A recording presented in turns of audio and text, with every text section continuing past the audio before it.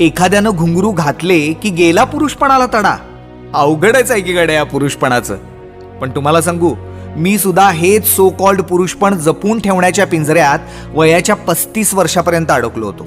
लहानपणी मला बहिणीचा कथक नाच बघायला आवडतोय हे ओळखून बाबांनी घाबरून माझ्यासाठी ब्रेक डान्सचा क्लास लावला, ज्याला अर्थातच पुढं ब्रेक लागला. मग काय, मी मनातल्या मनातच कथक सारखं नाचायचो किंवा मग बंद दाराआड गिरक्या घ्यायचो.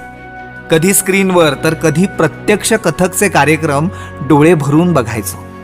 पुढं आयुष्यानं नोकरी, लग्न, संसार हा ताल पकडला असला तरी कथकची लय मनात सुरूच होती. एकदा माझ्या मुलीला कथकच्या क्लासला घालायचं पक्क झाल्यावर मी बायकोला म्हणालो, मला पण कथक शिकायचंय. ती म्हणाली, अरे शिक की मग. दरम्यान वाचन, विचार आणि समजूतदार लोकांच्या सहवासानं मला समाजानं लादलेली ही पुरुषपणाची भानगड नीटच कळली होती.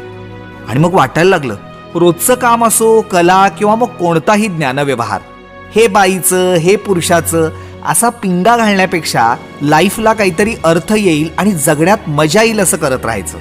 मग काय, या छोट्या मैत्रिणींच्या संगतीत धा धिन धिन धा सुरू झालं. आता मला कथक प्रस्तुतीत सम साधण्याची झिंग कमालीचा आनंद देतेय. त्यापुढं या बिचाऱ्या लोकांच्या उलटसुलट बोलण्याकडे लक्ष देणं म्हणजे क्षुल्लकच की हो.